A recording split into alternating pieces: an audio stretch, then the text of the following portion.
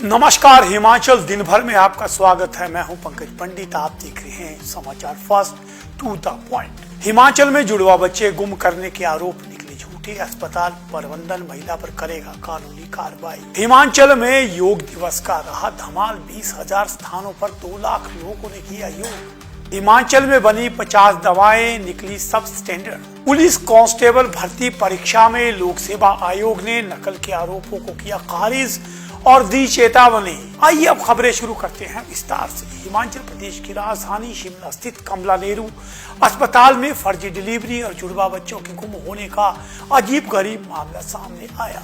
करसोग क्षेत्र की एक महिला ने अस्पताल के डॉक्टरों पर गंभीर आरोप लगाए, जिसके बाद पूरे स्टाफ में ही हड़कंप मच गया। आनन फानन में अस्पताल प्रबंधन ने इसकी जांच करवाई। आरोपों के बाद महिला का मेडिकल टेस्ट भी करवाया गया। मेडिकल रिपोर्ट में महिला द्वारा लगाए गए आरोप झूठे पाए गए हैं। अस्पताल प्रबंधन ने इसके बाद महिला के खिलाफ एफआईआर करवा दी है और कानूनी कार्रवाई की मांग की है। पुलिस अब इस मामले की जांच में जुट गई है। ये पता लगाया जा रहा है कि आखिर महिला ने मनगढ़ंत कहानी क्यों रची। आइए आपको पूरा मामला समझाते हैं कि शुक्रवार को एक महिला ने आरोप लगाया कि उसने जुड़वा बच्चों को जन्म दिया है। इसके बाद उनकी मौत और डॉक्टरों ने उन्हें गायब कर दिया। इसके बाद महिला, उसका पति और परिवार के लोग देर रात तक अस्पताल में हंगामा करते रहे। महिला का आरोप है कि वह 10 बजे कमला नेहरू अस्पताल पहुंची। यहाँ माइनर ओटी में डॉक्टरों से उसकी डिलीवरी करवाई, उसके जुड़वा बच्चों को जन्म दिया, मगर बाद में बच्चों को गायब कर दिया गया। इसके बाद जैसे ही ये मामला पुलिस तक पहुंचा, पुलिस ने अस्पताल परिसर में लगे सीसीटीवी फुटेज की जांच की तो इसमें महिला अपने पति के साथ अस्पताल परिसर में घूमती दिखाई दे रही है, लेकिन ना ही वह माइनर ओटी और ना ही लेबर रूम में प्रवेश करते नजर आई। सुबह 10:24 बजे अस्पताल में महिला दाखिल जरूर हुई है। इसके बाद वह लेबर रूम से बाहर से होते हुए ओपीडी ब्लॉक में गई। सीसीटीवी की फुटेज के अनुसार 10:36 पर महिला माइनर ओटी की ओर बढ़ी। 10:38 पर वह प्री नेटल एरिया में पहुंची। 10:52 पर वह मुख्य गेट से बाहर निकल गई। पुलिस ने महिला से अस्पताल से संबंधित दस्तावेज मांगे, लेकिन महिला का परिवार कोई भी दस्तावेज नहीं दिखा पाया। डॉक्टरों ने यूरिन प्रेगनेंसी टेस्ट करवाया, लेकिन वह भी नेगेटिव निकला। रिपन अस्पताल की जांच रिपोर्ट में भी प्रेगनेंसी की बात जो है वो झूठी निकली। अस्पताल के एमएस डॉक्टर सुरेंद्र नेगी ने बताया, महिला ने जो आरोप लगाए हैं वह झूठे पाए गए हैं। पुलिस से महिला के खिलाफ कानूनी कार्रवाई करने की मांग की गई है। उन्होंने कहा कि महिला इनफर्टिलिटी का पेशेंट लग रही है। वह 2 साल से ट्रीटमेंट ले रही थी।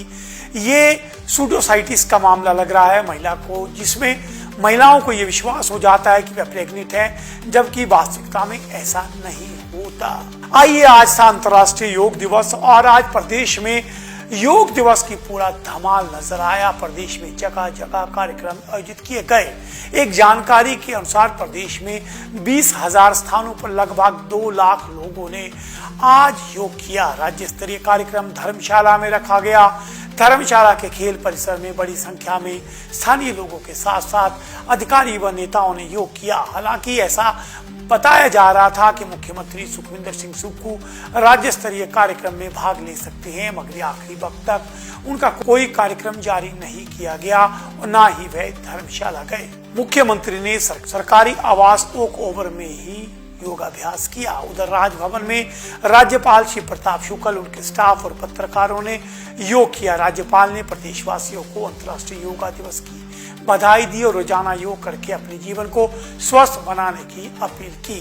इसी तरह अलग जिलों और स्कूलों में योग दिवस पर कार्यक्रम आयोजित किए गए। राज्य स्तरीय कार्यक्रम धर्मशाला में आयोजित किया गया, जिसमें आयुष मंत्री यादविंदर सिंह गोमा जो है वो इस कार्यक्रम में मौजूद रहे। उनके साथ केवल सिंह पठानिया सहित अन्य अधिकारी व नेता भी मौजूद थे। अब बात करते हैं हिमाचल प्रदेश में बनी दवाइयों के सैंपल फेल होने की खबर पर।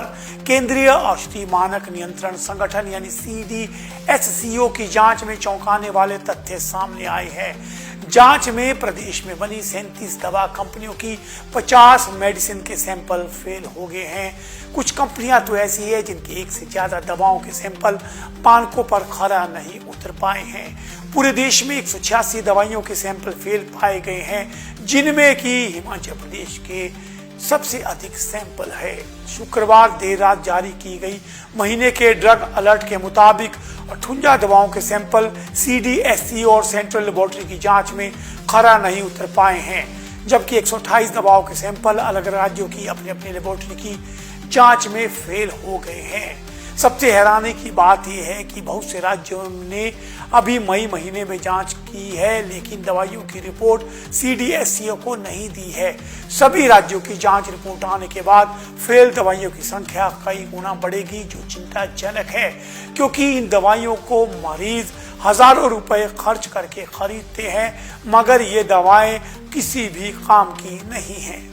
जिन दवाइयों के सैंपल फेल हुए हैं उनका उपयोग एसिडिटी, बुखार, पेट के अल्सर, हाई BP, सूजन और आर्थराइटिस जैसी बीमारियों के उपचार में इस्तेमाल किया जाता है।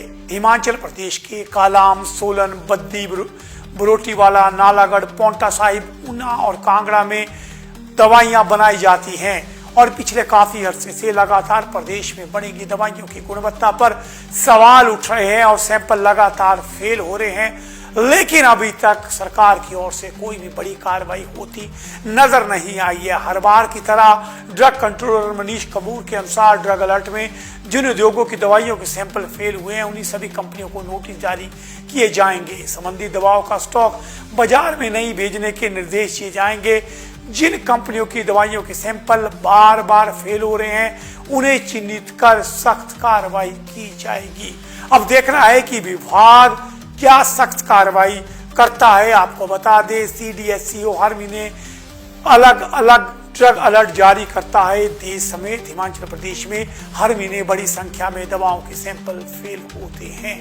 यह सीधे तौर पर मरीजों की जान से खिलवाड़ है और सरकार को इस मामले को गंभीरता से लेते हुए कार्रवाई करनी चाहिए।